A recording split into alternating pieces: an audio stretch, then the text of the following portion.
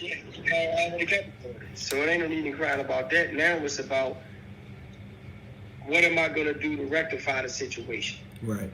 So now you gotta get to the law library. You gotta get into that case, and you gotta see, because 9 times out of 10, if not 10 times out of 10, the government always does something illegal or illicit in order to catch you. And if they didn't do anything illegal to catch you, then it's something illegal they did a lot of times in the process. They lied to the grand jury to get the indictment, or they withheld evidence. It's always something that they did. And it's our job to find it, because a lot of times the lawyers may look, but they're not going to find it. It may be up to you to try to save your own life. So, it ain't just about paying no lawyer hoping he do a good job. Well, nobody know your case better than you, so you got to be on top of it and looking through it thoroughly in order to save your own life. You know what I mean? And a lot of times guys don't be wanting to, take the time to learn different aspects of the law so they can save their life. But it's your life. You've been in, and I mean, I know that this is not your character, so I wouldn't assume that you would, but I don't hear you crying or bitching about the time they came with whatever they allege the lifestyle is. Why is that? Because, like I said, well, it's different because, when we was younger, guys sat us down and they explained to us, what you was involved in. Nobody ain't sitting these guys down no more.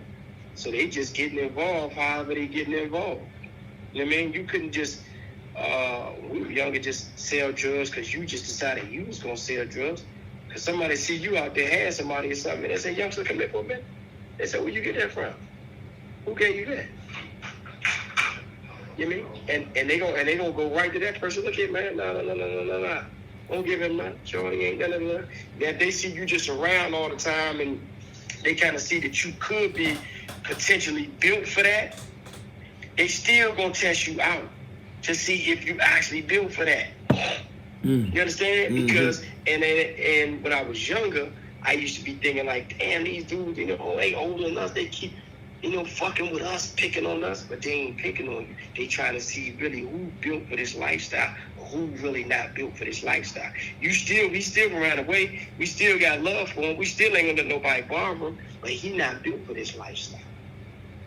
Right. You know what I'm saying? These young guys don't grow up fighting. He's had to get in the car. Guy might be arguing with some other guy that's 15, 16, but he's 19, 20. He even put his hands on the 15, 16. He come get us, tell us, get in the car. He's get in the car. Right. We go down 3rd Street, up down 3rd Street, fight, pop, pop, pop, pop, pop. I'm at East Road, fight, pop, pop, pop, pop, pop. I'm on 7th Avenue, fight, pop, pop, pop. I'm up on Winter Road, fight, pop, pop, pop, pop, pop. You see what I'm saying? Yes, bro. Because they want to see who cut from that cloth or who not cut from that cloth. Yeah. And then you know it. So now it ain't like that no more. Now that's just they men. All us come up together, so now all of them in the car. Ain't nobody really been through nothing. Yeah. And so as soon as it go bad, it's like, and maybe he ain't supposed to be a part of that, because he ain't built for that. And ain't nothing wrong with that. Ain't nothing wrong with that. Being a man is knowing what you are and knowing what you're not. Right. And I respect the hell out of the guy to say, look, man, that's not for me. You know what I mean? We have friends, man, these guys can fight like hell, but they wasn't with no shooting. I ain't trying to shoot nobody. Right. But I fight anybody. I fight 2 or 3 of them. Okay. But I ain't trying to shoot nobody. And I respect that. Right. You know what I mean? And that's the problem with this generation. One of them are not going to say that. A lot of them are not going to say that. They're not going to man up and say, man, that's not for me. That's not for me. I don't want to be a part of that. Ain't nothing wrong with it. He just saves you. Right. I mean, when do you learn that though? At what point do you learn how to tell your friends and your homies you coming up with, yo, I'm with this, but I ain't with that, bro? Man, they need to start finding out who they are, the sooner the better. And you know what I mean? The problem is, I think, too, with a lot of the generations is now, is that, all right, a lot of times, because I've been around a lot of all the young homies who I've been at, and they always respected me. But they respect me because I don't behave the way they behave. Dang. You can't be 40 and 45 and 50 years old, and then you trying to act like you one of the little homies that's 21 and 22 and all. Because you trying to give them some advice, but they like, I just saw you doing the same thing. You just was smoking the deuce with me. You just was doing this. You on the same bullshit we on. And now you trying to advise them about something, and everything you was saying could be actually right and on point. But they just not going to take their advice because they not respecting what they saying from you. Even though what you saying could be on point, doesn't mean that then you could be all the way on point. But in their mind, they looking at it like, shit, you doing the same thing I'm doing. Yeah, of course, all of them got a responsibility. You know what I mean? And like I said, sometimes, don't get me wrong, we got what I like to call the sin. We got the sin is believing disease. And what I mean by that is, a lot of times people don't take the advice because they don't see it. You could be giving them the accurate advice, but they say, well, shit, if it's like that, why he ain't in this position? Why he ain't pop, pop, pop, pop, pop, pop, pop? You see what I'm saying? And so when I was in a certain position, they figured like, okay, well, he must know something because he in this position. You see what I'm saying? Yeah. Which is I understand if you try to emulate a person's success to an extent, but that doesn't necessarily mean that just because a person is not in that position that the information that they're giving you is not accurate. A guy can be homeless and he could be giving you some accurate advice, and he just see that you a younger man. Life can beat me down, and I done gave up, and I know I done gave up, and I was weak. But you a younger man, and you seem stronger, and you seem like you will be able to carry this on and facilitate this. So I'm telling you. But a guy gonna look at it like, man, I ain't stopping to hear nothing he gotta say. I'm like going to my front corner. He ain't even got nowhere to sleep. Fuck, I like listening to him. Right. Well, I never wasn't really in and out. Like when I was a juvenile, I got caught with a pistol when I was young. And then after that, the judge said if I graduate, they don't expunge it. So when I graduate, they expunge it. My next interaction was I ended up getting caught with some cocaine on Sherman Avenue, handed over South Beach to see a buddy of mine that was on the avenue, which turned out to be a Fed case. The beautiful thing about it is I didn't have no record. So when I got locked up on a Friday, they told my mother he's not getting out. With the amount of cocaine he got caught with, they're not going to let him out. But I didn't have a record. So when I went to court that Saturday morning in D.C. Superior Court, they just gave me personal recognizance. Right. So from there, you know what I mean, I was, went to court a couple times.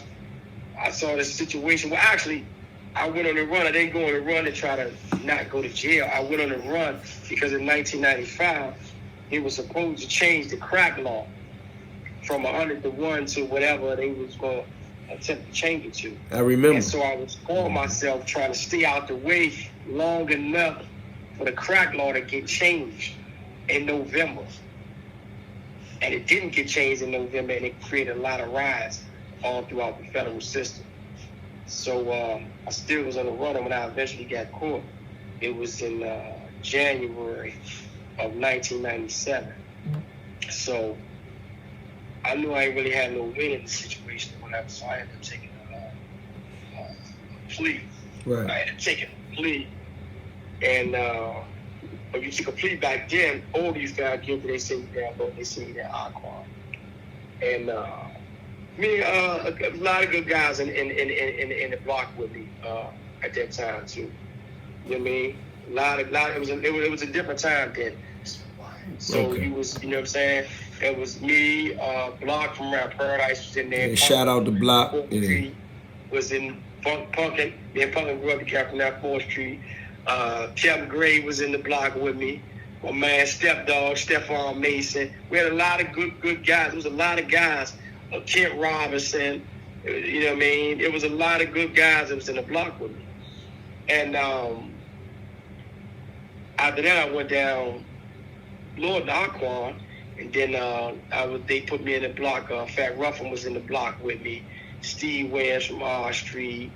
Horace O'Whitey from Kennedy Street. He was in Ford Arm. A lot of dudes in there. This was Applejack was still alive. A lot of my man Rick from Kennedy Street. It was a lot of good men. A lot of good dudes was during that era. And back then Aqua was a different era. Monster. Like guys, guys be thinking, this true story. I got down there, right? Yeah. I'm about 23. So I got a bunch of shoes just back when you could have.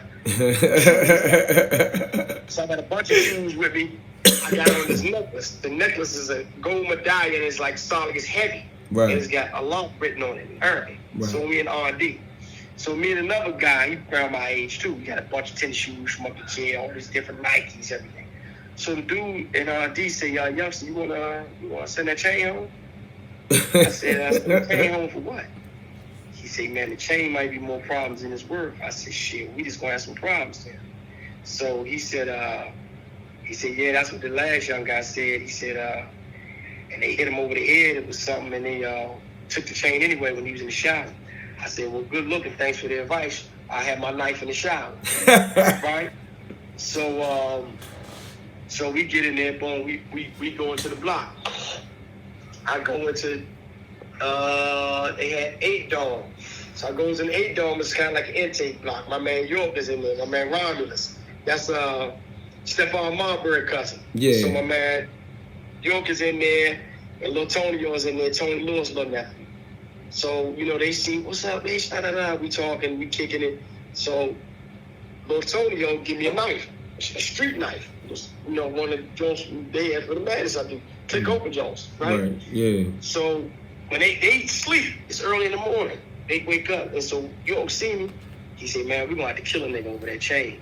I said, damn, they down here tripping like that? He said, yeah, man. I said, damn.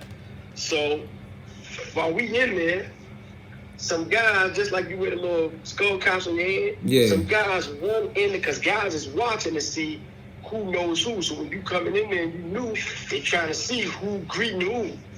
You know what I mean? Before they just make a move and jump out there, and then you really somebody official, and it'd be a big, big problem.